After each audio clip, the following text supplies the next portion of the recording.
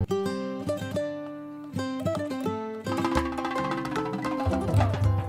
grand dialogue. Le grand dialogue, l'émission de débat du studio Tamani sur votre radio. Le grand dialogue. Kidal de retour dans le giron du Mali. C'est le thème de notre émission de débat, le grand dialogue de ce soir. Après 11 années d'absence, l'armée malienne est arrivée à Kidal ce mardi 14 novembre 2023. Des Maliens à Bamako, Kati, Koulikoro, Bougouni ou encore à Gao sont sortis pour manifester leur joie. Ils ont salué cet acte des FAMA qu'ils qualifient de bravoure. Ils demandent également aux autorités de maintenir le cap. Que vaut cette reprise de la ville de Kidal par l'armée malienne? Faut-il craindre des représailles des groupes séparatistes? On en parle avec 4 invités. Bagabini Keita, enseignant-chercheur. Brima Mamadou Kone, également enseignant-chercheur. Ngolo Diarra, également enseignant-chercheur. Le 4e invité n'est pas encore arrivé. Nous l'espérons l'avoir d'ici la fin de cette émission. Il s'agit de Cheikh Oumar Doumbia, politologue, auditeur, auditrice. À nos amis qui nous suivent via les réseaux sociaux, chers téléspectateurs, bonsoir et bienvenue. Le grand dialogue.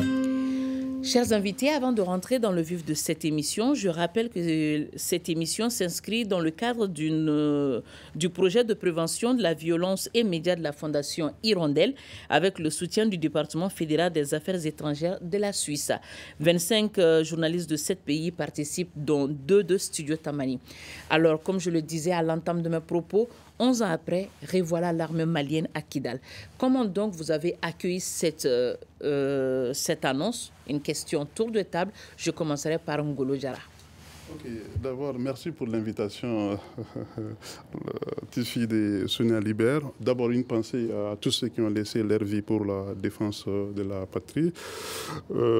J'ai remercié les hiérarchies militaires et les hommes de terrain et ensuite les partenaires qui sont engagés à leur côté. C'est un sentiment de joie, de satisfaction en tant que citoyen de cette terre bénie qu'est le Mali. En tout cas, ce qui s'est passé à Kidal et ce qui va se passer également doit permettre à la communauté internationale de faire progresser le droit international. Alors, pour la gestion de cette crise, il y a eu plusieurs tentatives. L'organisation sous-régionale et l'organisation régionale s'étaient engagées dans le cadre de la MISMA sans succès. Alors, l'organisation à vocation universelle s'était engagée sans succès. Avec la coopération bilatérale Mali-Russie, aujourd'hui, le Mali est en train de recouvrir sa souveraineté, alors que la souveraineté constitue vraiment parmi les critères de reconnaissance de l'État en droit international. Donc, c'est un sentiment de satisfaction et voilà, inviter les autorités à continuer à se battre et inviter la population à continuer à se battre pour la défense de l'intégrité territoriale de ce pays. Bagabini Keita, vous partagez également ce sentiment de satisfaction et de joie? Bon, d'abord, permettez-moi de vous remercier pour l'invitation, remercier l'ensemble de vos collaborateurs, mais également les auditeurs et téléspectateurs de Studio Tamani, mais aussi un mot de, comment dirais-je, de gentillesse à l'endroit de mes frères et amis qui sont avec moi, collègues également, qui sont avec moi sur le plateau. D'abord, moi je voudrais, par rapport aux 11 ans, le Kidal de retour dans le giron du Mali 11 ans après, mais moi je pense que c'est plus que 11 ans. Parce que cette affaire a commencé depuis les années 89 avec, je crois, l'accord de Tamanrachet. Depuis cette époque, Kidal a commencé, le Mali a commencé à perdre progressivement Kidal. Et à partir des années 92 jusqu'à la flamme de la paix, si ma mémoire est bonne, en 94, sous le leadership de Alpha Omar Konaré. Donc le Mali a, depuis cette époque-là, largement perdu Kidal. Et donc c'est plus que 11 ans, donc ça fait vraiment une trentaine d'années, sinon plus, que nous avons perdu Kidal, et Kidal est de retour dans le giron. C'est un bon titre. Est-ce que je suis heureux, joyeux par rapport à ça? Oui, je suis joyeux comme tout bon Malien, bien entendu. Mais au-delà de la joie, je pense que c'est c'est aussi également une invitation pour moi, cette victoire de l'armée. Ça m'invite à réfléchir. Et ça me suggère donc des réflexions. Et entre autres, je me dis que l'armée malienne est à saluer pour la simple raison, les manifestations de joie que vous voyez dans la rue, ce n'est pas que des simples manifestations de joie. Et je crois que c'est l'expression aussi d'une dignité retrouvée, que les gens sont en train d'une dignité retrouvée. Mais également, je pense que ça voudrait dire ces manifestations, l'expression aussi de la soif de la souveraineté. Donc on voit ça chez les Maliens, que les Maliens ont soif donc de souveraineté, d'indépendance. Donc ce qui veut dire que depuis un certain moment, bon, ou sinon même depuis la période des indépendances, on nous a chanté les indépendances, mais qu'en réalité, les indépendances étaient restées quelque chose sur le papier. Et de fait, ce n'était pas le cas. Aujourd'hui, avec l'échec évidemment des différentes interventions internationales, notamment du côté de la France, à savoir la force Serval qui a eu un début de succès, mais après je crois qu'il y a eu la force Barkhane qui a échoué, Takuba qui a échoué, et puis on est passé je crois à la MISMA qui est finalement passé le flambeau à la MINISMA, et donc qui a aussi échoué. Et lamentablement, et puis au-delà du fait simplement que ces gens-là ont échoué, je pense que c'est l'occasion aussi de le dire. Je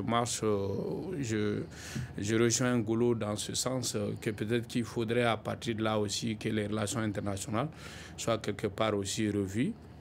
Et puisque nous avons compris dans ce jeu, évidemment dans cette reconquête de notre territoire, et notamment le cas précis de Kidal, nous avons compris qu'il y avait beaucoup de stratagèmes, beaucoup de complots, qui étaient effectivement, je crois que d'autres langues, voix autorisées l'avaient déjà dit, quand vous prenez feu le président Amadou Toumani Touré à l'époque, il a dit que le Mali fait face à un complot et que le Mali seul ne peut pas comment dirais-je, s'en sortir, c'est tirer du bourbier.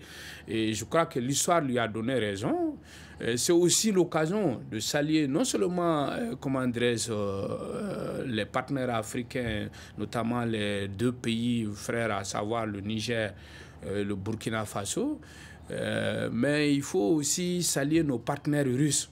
Parce que je pense que sans l'aide à la fois en termes de renseignement, mais également sur le terrain des opérations, et également en termes d'équipement, donc sans cet apport de la Russie, c'est pas évident aujourd'hui qu'on puisse fêter. Alors, Bagabini, merci pour vos mots d'introduction. Les partenaires, ceux qui nous ont aidés, nous allons en venir au cours de cette émission. Le temps de donner la parole à Brima Mamadou Kone. Satisfaction, sentiment de joie pour Ngolo. Pour Bagabini Keïta, ce n'est pas 11 ans, il faut remonter à l'accord de Tamaracet pour savoir que Kidal avait progressivement commencé à quitter le Mali. Comment avez-vous accueilli alors l'arrivée de l'armée, le contrôle de la ville de Kidal par l'armée malienne? Bonsoir madame, permettez-moi tout d'abord de m'incliner devant la mémoire des victimes civiles et militaires qui sont tombées sous les balles des forces obscurantistes qui avaient pris d'assaut le nord et le centre du pays. Mais ce qui m'anime aujourd'hui, c'est une satisfaction et aussi un esprit de nationaliste ou de patriotisme. Je le dis pour deux aspects extrêmement importants. Quand on prend l'accord qui a été signé entre l'État du Mali et les groupes armés, vous savez, quand vous prenez l'histoire politique du monde, il n'y a jamais eu un accord de paix qui a été appliqué dans son intégralité à 100%. Le plus souvent, l'objectif d'un accord de paix, c'est de permettre à l'État de mieux se préparer et pour faire face, n'est-ce pas, soit à des groupes armés, à une rébellion ou à des forces obscurantistes comme les terroristes, de mieux se préparer pour prendre le contrôle de son territoire ou de son intégrité territoriale. Et nous sommes face à cette situation aujourd'hui. C'est ce travail qui a été fait par les autorités de la transition. Il faut saluer les efforts qui ont été consentis pour la libération de Kidal. qui constituaient en réalité les nids des narco-djihadistes, des narcotrafiquants, des acteurs du crime organisé et des acteurs de la criminalité transnationale, parce que l'État n'avait plus aucun contrôle sur la ville de Kidal. Donc, c'est des gens qui opéraient comme ils voulaient parce qu'il n'y a plus de contrôle. L'autre aspect extrêmement important, ça engendrait aussi une perte pour l'État en termes de ressources fiscales. Vous savez, dans les zones de conflit, on a assisté progressivement ces dernières années à une régression, n'est-ce pas, de la pression fiscale, parce que l'État n'arrivait plus à recouvrer les taxes et les impôts au niveau de beaucoup de parties du nord et du centre du pays, ce qui constituait un manque à gagner. Et vous savez, lors de la conférence sur la paix à Dakar, l'ancien Premier ministre disait que les 32% des ressources fiscales du Mali sont allouées à l'effort de guerre.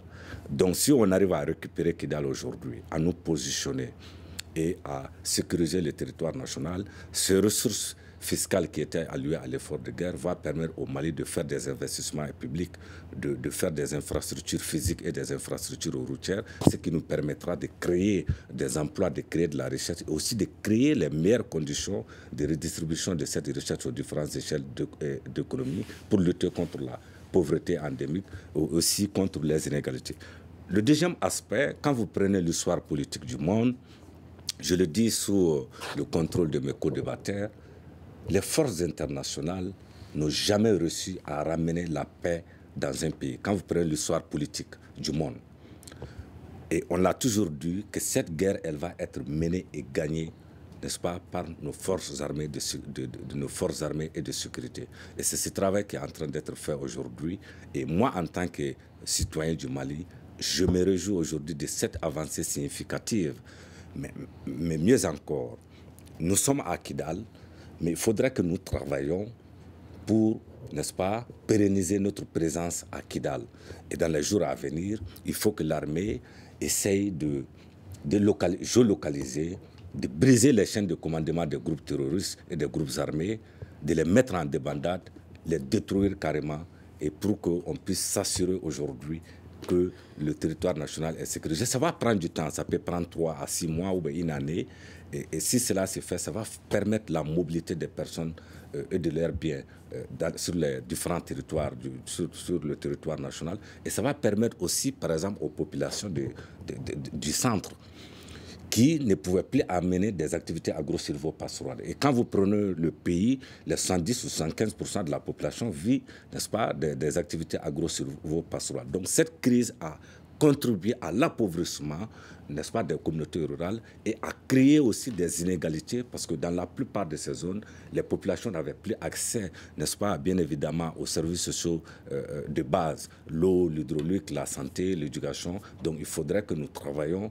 aujourd'hui à remettre en place ces services sociaux de base en commençant d'abord par le retour de l'administration publique dans ces différentes localités, le retour des institutions financières dans ces localités et aussi travailler à développer des projets structurants et des projets structurants pour permettre aux femmes et surtout aux jeunes qui sont les candidats pour les groupes armés et les groupes terroristes d'avoir des activités génératrices de revenus parce que la plupart de ces candidats, c'est des gens qui n'ont pas d'espoir pour des lendemains meilleurs. C'est ce qui fait qu'ils sont candidats pour ces groupes terroristes. Mais on va en revenir dans le fond du débat. Effectivement, nous allons en revenir pour vos mots d'introduction. On pouvait comprendre esprit de patriotisme, joie, satisfaction. Alors, Ngolo Diarra, que vaut donc la reprise de la ville de Kidal par l'armée malienne aujourd'hui? C'était vital. C'était vraiment vital. Vous savez, le conflit armé malien, ça a été un conflit qui a été vraiment très mal géré. C'est pourquoi on est arrivé à ce niveau. Pour être très technique, d'abord, nous avons des troubles et tensions internes. C'est commencé comme ça. Et ensuite, c'est devenu un conflit armé non international. Alors, depuis un certain temps, des rébellions, demandaient à développer le Nord. Et puis, ça va prendre une dimension de conflit armé international. Le conflit s'internationalise par deux manières, soit l'intervention d'un État tiers, soit l'intervention des Nations Unies. Alors, le conflit a pris une dimension internationale et vous avez vu, et les autorités actuelles, il fallait travailler sur tout ça, si vous me permettez le terme, déinternationaliser le conflit armé malien en demandant le départ de la mission multidimensionnelle intégrée des Nations Unies. Cela, ça a un coût. Alors, la présence de l'armée malienne à Kidal, on sait que ce n'est pas facile, c'est difficile. Et les pays, nous avons 1 240 000 km², c'est très compliqué. Une manière, c'est de prendre la ville. Une manière aussi, c'est de contrôler. Alors, donc, c'est effectivement d'amener des bases de développement économique. Alors, les efforts sont en cours. Il y a eu la militarisation des policiers et les mutations sont en cours. Le système SNJ, c'est arrivé. Les recrutements sont en cours pour pouvoir pallier à ces situations. Mais ce n'est pas du tout difficile. Alors, pour répondre à votre question, la prise de Kidal est vitale. Alors, pourquoi c'est vital? Vous savez, les groupes armés locaux sont partis du droit de peuple à l'autodétermination pour demander l'autodétermination de l'État de l'Azawad qui couvre 800 000 km² avec Gao comme capitale. Alors, tout est parti de là. La base juridique, c'est le droit de peuple à l'autodétermination. Que dit ce droit? Ce droit dit, si vous êtes une communauté et que vous êtes marginalisé, alors donc il va de soi que vous arrivez à vous défendre et pour demander effectivement votre souveraineté. Mais ce droit a été utilisé par les groupes armés séparatistes, le Mouvement national de libération de l'Azawad, le Haut Conseil pour l'unité de l'Azawad, le Mouvement populaire pour les saluts de l'Azawad, le Mouvement pour les saluts de l'Azawad, c'est trop devenu CEMA, la coordination des mouvements de l'Azawad, aujourd'hui CSP. Et vous savez, la gestion de la chose, celui qui a même créé ce groupe qui attaquait l'armée malienne, il est membre du CNT. Il est membre du CNT, il est le créateur du mouvement pour les saluts de l'Azawad, il est concepteur du CSP.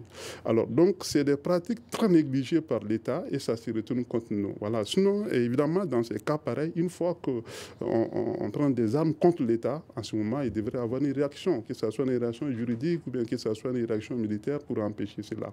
Alors, ce droit de peuple à l'autodétermination ne correspond pas à cette réalité. C'était donné à des États qui demandaient leur indépendance vis-à-vis de leurs colonisateurs. Et si ce droit a été utilisé par des éléments armés et que ces éléments armés ont trouvé des puissances étrangères à leur côté pour mettre le pays dans ces situations, les pays devraient bien diagnostiquer la situation et ça allait nous éviter d'utiliser des armements très lourds. Il faut cibler effectivement les auteurs, ceux qui ont créé cela.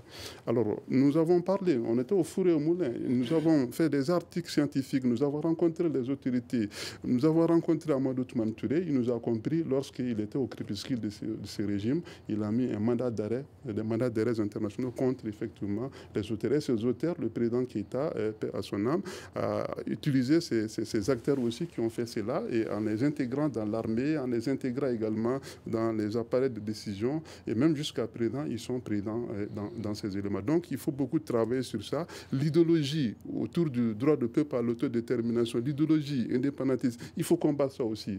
C'est intellectuel. L'armée a fait son boulot et c'est intellectuel aussi de démasquer évidemment ce genre d'idéologie pour éviter que les choses n'arrivent encore. Alors, je le disais à l'entame de mes propos, juste après la confirmation de cette nouvelle par les autorités, la reprise de la ville de Kidal par l'armée malienne, des Maliens sont sortis pour exprimer leur joie. On les écoute dans ce Vox Pop. Je me réjouis de cette victoire sur cette partie de notre territoire qui était au main de ces groupes années il y a plusieurs années. Vraiment aujourd'hui, je suis honoré, je suis fier d'être malien.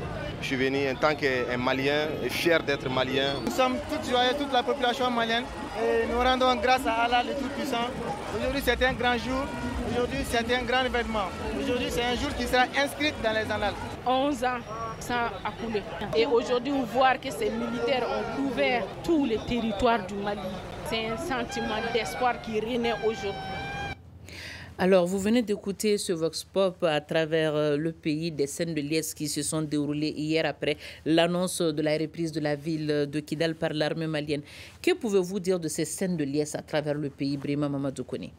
Non, les sentiments aujourd'hui de joie que le peuple manifeste aujourd'hui, si vous voulez, c'est pour exprimer aussi, au-delà de la récupération de Kidal, c'est pour exprimer leur soutien aux autorités de la transition qui ont réussi à briser n'est-ce pas, ces mythes qui étaient Kidal. Je ne dirais pas que Kidal est revenu dans les jurons maliens, parce que pour moi, c'est pas, Kidal n'avait pas pris son indépendance et qu'il s'était détaché du Mali. Il y a des groupuscules qui ont pris des armes contre l'État, l'autorité de l'État, qui ont occasionné des morts, mais Kidal reste toujours malien. Mais pendant longtemps, quand même, il n'y avait ni l'armée malienne, il n'y avait que la MINUSMA, il n'y avait que Barkhane durant un moment, mais ils étaient vraiment réfractaires à la présence de l'armée malienne dans la ville. Oui, ils étaient réfractaires à la présence de l'armée malienne ou de l'État, l'autorité de l'État. Je pèse les mots, mais je dis une fois de plus, Kidal restait Kidal malien.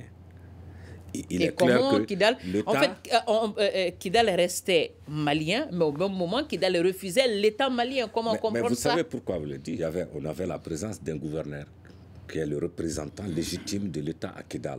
Et il est clair que l'État n'avait pas de contrôle sur Kidal et ses alentours. Mais je vais peser les mots. Bon, de toute façon, revenons à la question fondamentale. Aujourd'hui, ces manifestations, en réalité, c'est pour exprimer leur solidarité, leur soutien aux autorités de la transition. Parce que vous savez, depuis que la crise a commencé, on a encore en souvenir la débâcle de l'armée ou la déroute de l'armée à Kidal après le départ de l'ancien Premier ministre à Kidal. Il y avait cette frustration il y avait cette frustration au niveau des masses populaires, au niveau des communautés à la base. Et c'est cette joie aujourd'hui que le peuple est en train d'exprimer.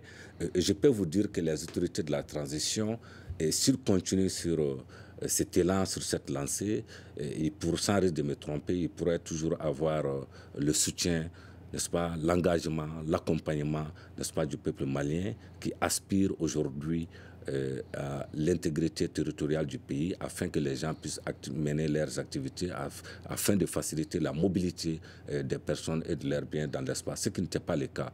On peut se réjouir aujourd'hui que dans les jours à venir, et je peux quitter ici avec mon véhicule pour aller à Gao, pour aller à Mopti, sans crainte d'être attaqué par les groupes terroristes. Nous l'espérons. C'était pas possible depuis 2012, c'était pas possible.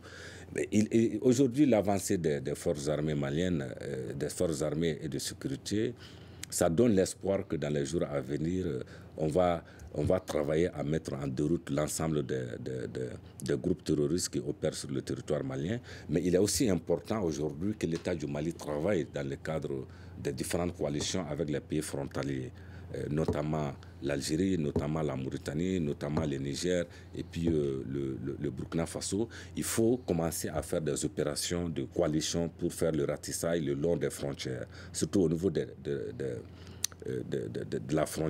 différentes frontières. Il faudrait que nos différentes armées puissent travailler aujourd'hui en termes de mutualisation des efforts militaires et aussi en termes de partage du renseignement militaire. Surtout que dans le cas de l'accord qui vient de signer entre les trois pays, nos États ont accepté d'abandonner une partie de leur souveraineté dans le cadre de la lutte contre le terrorisme. Ça veut dire quoi? Si l'armée du Burkina Faso ou du Niger pourchasse les groupes terroristes aujourd'hui, s'ils pénètrent sur le territoire malien, ils peuvent les poursuivre, briser leur chaîne de commandement et les détruire, les neutraliser, ce qui n'était pas possible avant. Aujourd'hui, l'armée malienne qui pourchasse des groupes terroristes ou des groupes armés qui pénètrent dans le territoire du Faso ou du Niger, ils peuvent continuer les opérations de ratissage. Ce qui est extrêmement important aujourd'hui dans la lutte contre le terrorisme. Alors, M. Koné, excusez-moi, je vous interromps. Nous allons venir au volet sécurité. Nous allons continuer avec ces scènes de liesse parce que tout à l'heure, dans le Vox Post qui est passé, certains demandaient aux autorités de maintenir le cap. Maintenir le cap. Quel est donc le sens derrière ce message selon vous, Barabini Keïta? Bon, écoutez, permettez-moi quand même de dire quelques mots sur ce que vaut la reprise de Kidal. Moi, je vois trois valeurs fondamentales. Rapidement. Premièrement, il y a une valeur militaire. Je pense que cette valeur militaire se définit à partir de ce que j'appelle la consécration de la montée en puissance de l'armée. Donc ce n'est plus un secret pour personne. Je dis bien d'un point de vue symbolique. Donc on peut dire qu'il n'y a aucun doute que l'armée malienne est montée en puissance. Donc on ne peut plus considérer le Mali militairement comme un petit pays. Mais donc il s'est inscrit à partir donc, de cette reconquête de la ville de Kidal qui était détenue par les groupes armés depuis des années, donc depuis plus de 10 ans. Donc on peut dire que le Mali est un grand pays militaire. Maintenant, mais je pense que cette puissance militaire également, quelque part, est à donner aussi au peuple malien. Parce qu'une armée sans le soutien de son peuple ne vaut rien.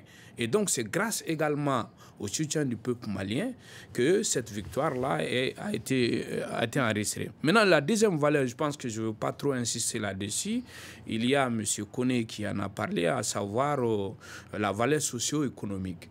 C'est-à-dire qu'on espère que dans quelques semaines, dans quelques mois, ou en tout cas après une année, donc on pourrait voir les premières retombées en fait de cette victoire sur Kidal, excusez-moi, pas sur Kidal, sur les groupes armés, je veux dire. Kidal fait partie du Mali.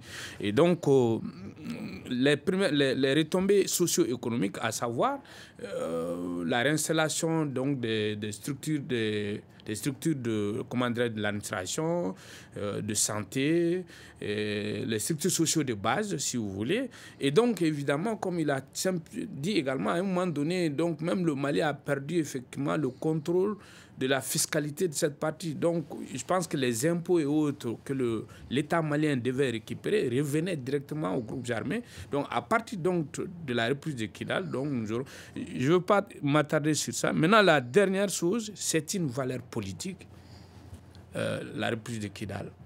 La reprise de Kidal a une signification politique extrêmement importante. La signification politique, elle est double. Elle est à la fois nationale, et donc ça montre l'échec de la classe politique. La classe politique a échoué, et c'est parce qu'elle a échoué qu'on est arrivé là.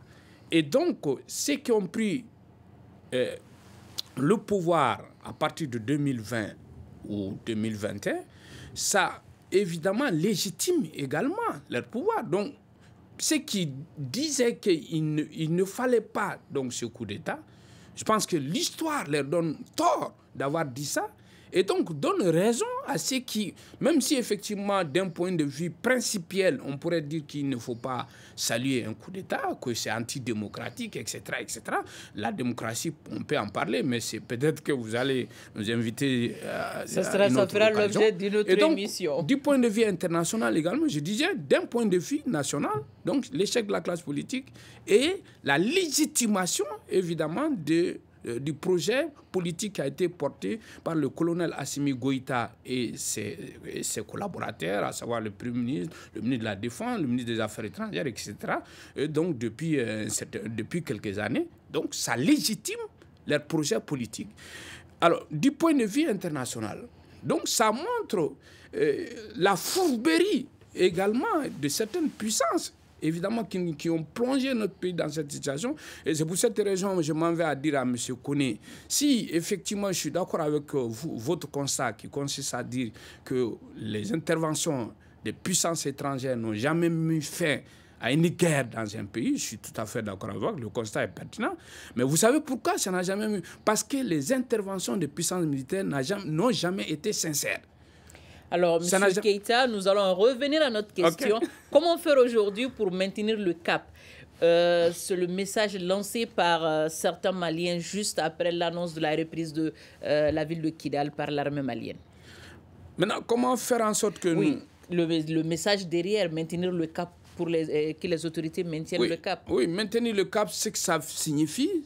Et je pense qu'à la fois, les gens sont contents que nous avons repris Kidal, mais en même temps, les gens sont inquiets en ce qui concerne le retour de l'insécurité dans cette région.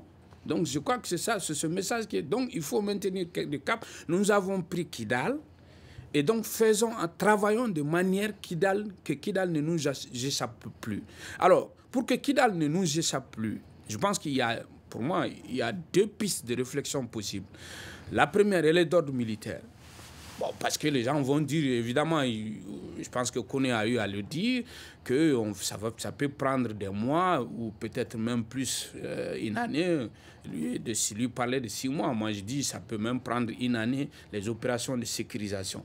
Et donc, ça demande évidemment une collaboration, effectivement, il l'a dit, avec les autres pays frontaliers, l'Algérie, la Mauritanie, le Burkina Faso, le Niger, et peut-être même la Côte d'Ivoire, pourquoi pas, parce que nous partageons aussi une frontière avec la Côte d'Ivoire. Et donc, la question encore, excusez-moi là. Donc je vais vous reposer la question. Certains Maliens, lors de leur sortie pour manifester leur joie, ont demandé aux autorités de maintenir le cap. Selon vous, quel est le message derrière? Oui, donc je disais qu'effectivement, le premier message, il est d'ordre militaire. Et le message militaire, je dis bien qu'il faut poursuivre les opérations de sécurisation, effectivement, de la région de Kidal et au-delà de la région de Kidal, de l'ensemble du territoire. Le deuxième message, évidemment, il est d'ordre politique. Alors, il faut que nous gardions l'unité du pays. C'est-à-dire qu'il faut que les Maliens continuent à se donner la main. Parce que je crois que derrière en bas de chaque communiqué de l'armée, unis nous vaincrons. Ça veut dire quoi? Sans l'unité du peuple malien, il serait difficile, soit impossible, que l'armée puisse effectivement faire le travail qu'elle est en train de faire. Je veux dire dans des mots beaucoup plus simples. Imaginez s'il y a des troubles à Bamako ou dans telle région. Au moment même où l'armée était en train de se battre pour reconquérir Kidal. Donc vous voyez, ça démoralise les troupes. Et donc c'est pourquoi l'unité nationale est une condition indispensable pour moi. Merci Bagabini. Le temps de donner la parole à vos co-débatteurs pour réagir également. Monsieur Koné, est-ce que cette prise de Kidal va contribuer à mettre fin à l'insécurité? La crise de Kidal ne met pas fin aujourd'hui à l'insécurité au Mali. Mais va-t-elle y contribuer? Mais elle contribue aujourd'hui à mettre fin à l'insécurité si nous maintenons le cap. Je vais aller avec 4 concepts. Allez-y. Premièrement, il faut identifier l'ensemble des groupes dans leur retranchement, jusqu'à dans leur dernier retranchement. Ça, c'est la première des choses à faire. 2, quand on les identifie dans leur retranchement, il faut briser la chaîne de commandement. Et troisièmement, il faut les mettre en dépendance. Si on les met dans cette posture, on les affaiblit. Et troisième chose, il faut détruire tous ces groupes. Quatrième chose alors? Détruire, ça veut dire qu'il faut neutraliser. Et l'autre chose, il faut faire le ratissage le long des frontières au sein de la coalition. Si on fait ce travail, on va réduire l'insécurité considérablement et c'est à ce prix que nous allons nous maintenir à Kidal. Vous savez, militairement et stratégiquement, la prise d'une localité, elle est extrêmement importante. Quand on est dans une localité, militairement, il est extrêmement difficile de pouvoir mettre aujourd'hui l'armée malienne en deux routes. Surtout que nous avons les opérations militaires sur les terres d'opération se font avec des appuis aériens et des appuis terrestres. Ça permet également une conjugaison des efforts pour toujours mettre en deux routes les groupes armés terroristes. Mais mieux encore, il faudrait commencer, comme M. Keita le disait, j'ai vu un communiqué de la police nationale où le directeur demande à tous les policiers qui ont été mutés à Kidal de se rendre à l'école de police ou à la direction pour préparer leur départ sur Kidal. On a pris la localité, mais aujourd'hui, il faut qu'il y ait la présence de la police. Si l'armée fait la prise d'une localité, après le reste du processus de sécurisation revient à la garde nationale et à la police nationale. Mais deuxièmement, il faut que l'État arrive, le chef d'état-major, de concert avec le directeur général de la police, arrive à mettre aujourd'hui ce qu'on appelle des forces de mobilité. Des forces de mobilité qui vont opérer dans la zone autant que l'armée, qui va être en groupe. Mais il faut mettre aujourd'hui des forces mobiles pour la sécurisation, n'est-ce pas, des alentours de la ville de Kidal. En cas de défaillance de cette chaîne de commandement des forces mobiles, l'armée peut intervenir sur la base des appuis aéroterrestres pour mettre en déroute l'ennemi. Mais il faut se réjouir aujourd'hui que c'est Kidal qui constitue en réalité le problème. Et le président Keita, Kedjelake dans son paradis, l'a dit en 2007. Il dit on nous empêche de rentrer à Kidal. Et tant que notre présence n'est pas effective à Kidal, on ne peut pas lutter contre l'insécurité, on ne peut pas lutter contre le terrorisme au Mali. Et nous sommes aujourd'hui à Kidal. C'est une joie qui est immense, il faut fêter. Et je pense que dans 6 mois, dans une année, je pense que ma sœur Maïga pourrait prendre son véhicule pour aller à Gao, à Tombouctou. Je l'espère surtout. Je vous rappelle qu'il nous reste 10 petites minutes pour clore cette émission et cette production s'inscrit dans le cadre du projet Prévention de la violence et médias de la Fondation Hirondelle avec le soutien du département fédéral des affaires étrangères de la Suisse. Et à l'annonce également, les régions du nord du pays également se sont prononcées sur la reprise de la ville de Kidal par l'armée malienne. Pour la présidente de la CAFO de Gao, Lala Maïga, il faut une mobilisation et des soutiens autour des forces armées maliennes et de sécurité pour la suite de leur mission. Nous l'écoutons. Ce que je peux vous dire, c'est que la coordination des associations religieuses féminines de Gao-Capo salue la bravoure et le courage de nos voyantes femmes dans l'accomplissement de leur mission de défense du territoire. Et nous les encourageons de continuer toujours à agir avec professionnalisme. La CAFO félicite aussi la transition et son gouvernement.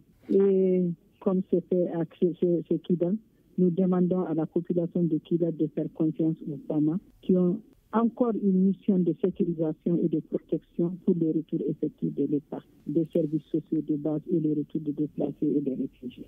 Donc l'appel que j'ai à lancer aux autorités, c'est d'encourager une force de défense et de sécurité, de les encourager pour cette réussite, parce que c'est l'espoir. Les populations aussi doivent les soutenir et rester toujours en collaboration avec eux. Alors, vous venez d'écouter Lala Maïga, présidente de la CAFO de Gao. Monsieur Ngolo Diarra, vous avez la parole après Kidal.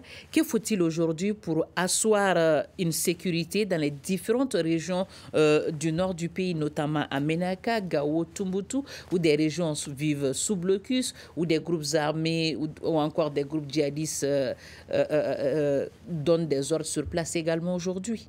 D'accord, on va saluer madame depuis Kidal. Depuis Gao. Elle est à Gao, depuis Gao, et saluer effectivement les populations qui vivent au nord du pays.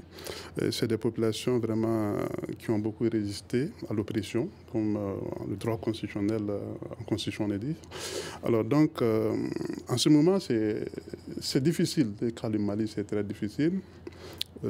Maïga, j'ai écrit 460 pages en thèse de doctorat sur le conflit armé au Sahel. J'ai écrit plusieurs articles dans ce sens avec plusieurs propositions. Le cas de Kidal, c'est très très difficile. La droite de Zouga, c'est pas facile. Le terrain est très immense. J'ai connu Kidal en 2014, puis en 2018. En tout cas, on peut continuer à travailler. Et les auteurs de ces actes-là, qui ont amené le conflit armé séparatiste dans ce pays, ces acteurs sont connus. Ils sont bien vivants. Beaucoup sont à Bamako ici. Alors, l'étranger ne peut pas faire ce projet séparatiste de l'État tant qu'on ne passe pas vraiment des éléments à l'interne. Donc, il faut vraiment chercher ces éléments. Il faut vraiment les chercher.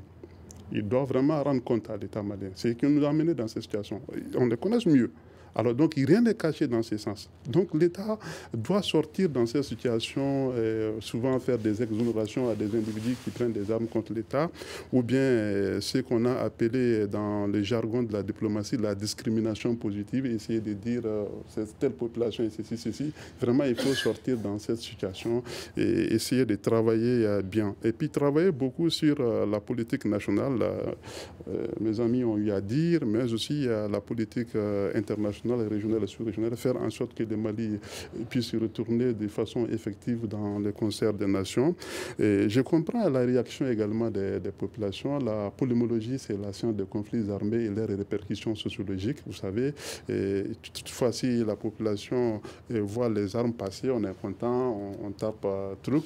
Mais après, si ces armes font des massacres et dire à ces mêmes populations, venez voir ce que l'arme a eu à faire, d'autres vont pleurer. Alors, c'est les premières victimes. ce sentiment de joie, c'est tout à fait normal parce que c'est la population, c'est les premières victimes, ça part d'eux, ça retourne d'eux. Donc on comprend cela.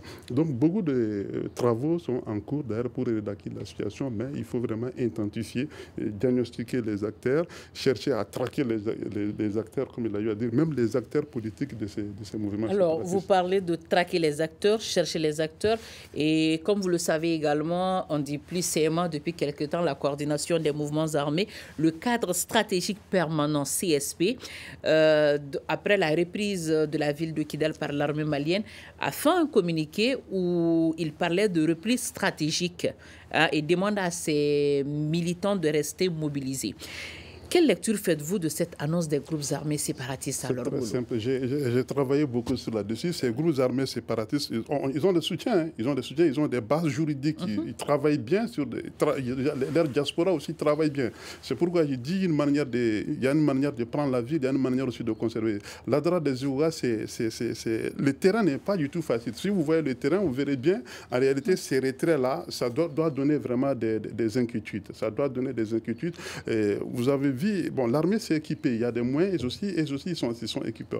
Alors donc, en ce moment, il faut travailler logiquement, il faut travailler avec les autres. Modibo avait raison, la politique de bon voisinage. Aujourd'hui, on est en accord commun avec deux voisins, vraiment le Burkina, le Niger, mais les autres là, les 5 autres, c'est encore compliqué. Surtout la Mauritanie, leur situation vraiment, c'est pas du tout connu. Donc, on a le cap de Kidal, mais de l'autre côté, au niveau de la Mauritanie, l'Algérie, c'est encore flou. La position du Sénégal, la Côte d'Ivoire, tout c'est déjà connu, mais il faut travailler sur la politique de bon voisinage parce qu'il y a d'autres aspects après les conflits armés, après la guerre. 4 minutes pour clore cette émission. Bagabini, je commencerai par vous. Faut-il craindre alors des représailles après ce communiqué du CSP? Non, il n'y aura pas de représailles, au fait. J'ai eu à Parce que Ngolo disait tout à l'heure que ce reprise stratégique pourrait être inquiétant également. Qui connaît la drare des Ifogas? Bon. Vous écoutez, vous savez, madame, il y a chez nous, bon, ça existe dans tous les groupes ethniques du Mali, hein, ce qu'on appelle les institutions sociales. Chez les Malinqués, c'est le commun. Et donc, je crois que le CSP est en train de jouer un peu au commun, c'est-à-dire faire du grand bruit. S'ils étaient aussi puissants que ça, ils n'allaient pas perdre la ville. Et donc, bon, on pourrait dire qu'ils pourraient revenir et aller se réorganiser, mais comment? Donc, tous les soutiens qu'ils avaient aujourd'hui, ils ont perdu ça, le soutien international, notamment ils étaient parrainés par la France, parce qu'il faut appeler le chat par son nom. Aujourd'hui, donc, ça n'existe pas. Deuxièmement, c'est vrai qu'avec l'Algérie, il y a des doutes, la Mauritanie aussi, mais si on prend le Burkina Faso, il n'y a plus de possibilité pour les rebelles de se replier de ce côté. Au niveau du Niger, effectivement, c'était une grande inquiétude pour le Mali. Et donc, avec le régime qui est sur place là-bas, aujourd'hui, ils n'ont aucune chance également de prospérer du côté du Niger. Moi, je vois difficilement, effectivement, que cette résurgence, en tout cas, des groupes armés puisse prospérer, en tout cas, dans un bref délai. Maintenant, ce que je voudrais aussi... rapidement, il ne reste que 2 minutes. Rapidement, ce que je veux en 30 secondes. Ce que je voudrais aussi ajouter, c'est que j'ai l'impression que nous, on nous a appris en philo qu'il faut régler les problèmes en allant des plus simples aux plus compliqués. Mais l'armée malienne a fait l'inverse de cette méthode-là. Donc, on est parti prendre le taureau par la corne. Et donc, on a commencé par le problème le plus complexe Kidal. Évidemment, tout le monde le savait. C'est pas seulement Ibeka qui a eu à le dire, même Youssoufou l'a dit. Pour vaincre le terrorisme dans le Sahel, il faudrait en tout cas régler l'affaire de Kidal. Alors, il dit que l'armée a commencé par le problème le plus compliqué, c'est-à-dire arriver à prendre le contrôle de la ville de Kidal. Monsieur Koné, comme vous le savez, l'armée fait face à plusieurs fronts. Nous avons les groupes séparatistes d'un côté, nous avons également les groupes djihadistes regroupés au sein du Djinim. Comment l'armée malienne aujourd'hui peut faire face à tout cela? Non, en fait, quand vous regardez un peu, il y a une jonction, sinon une fusion entre les groupes armés et les groupes terroristes, sur la base d'accords locaux entre eux. Donc c'est pareil. CMA, groupe djihadiste, c'est pareil aujourd'hui. Je vais peser les mots, mais j'ai du mal souvent à faire le distinguo entre ces deux types que nous avons. Parce que vous savez, il y a eu une fusion, il y a eu une certaine complémentarité entre eux dans le cadre du contrôle du trafic de drogue, des stupéfiants, des produits illicites. Donc il y avait ces complicités entre les groupes armés signataires et les groupes terroristes. Donc cette solidarité qui a été créée, la prise de Kidal a brisé cette solidarité aujourd'hui. Et je pense que les groupes armés, dans les jours à venir, vont demander le retour sur la table des négociations avec le gouvernement et nous allons partir dans ces négociations en position de force. Mais l'erreur qu'il faut éviter de le faire sous l'égide de la communauté internationale. Si on veut faire la négociation, il faut aller sur la base de la signature d'accords locaux entre des acteurs locaux parce que nous partons en position de faiblesse. Alors, Monsieur Koné, la technique me fait signe que le temps imparti pour cette émission est terminé. Grand merci à nos invités. Bagabini Keita, enseignant-chercheur, Brima Mamadou Koné également enseignant-chercheur, Golo Diarra également aussi enseignant-chercheur. Nous aurons voulu avoir notre quatrième invité qui n'est pas venu pour cette émission. Il s'agit de Cheikh Mouar Doumbia, politologue. Je rappelle que cette émission s'inscrit dans le cadre d'une série de productions du projet Prévention de la violence et immédiate de la Fondation Hirondelle avec le soutien du département fédéral des affaires étrangères de la Suisse. Vous l'aurez compris au cours de cette émission, c'est la satisfaction partagée des scènes de liesse, des scènes de joie et trois choses également à retenir, la puissance de l'armée, également le Kidal de retour dans le giron malien également pourrait booster également l'économie locale.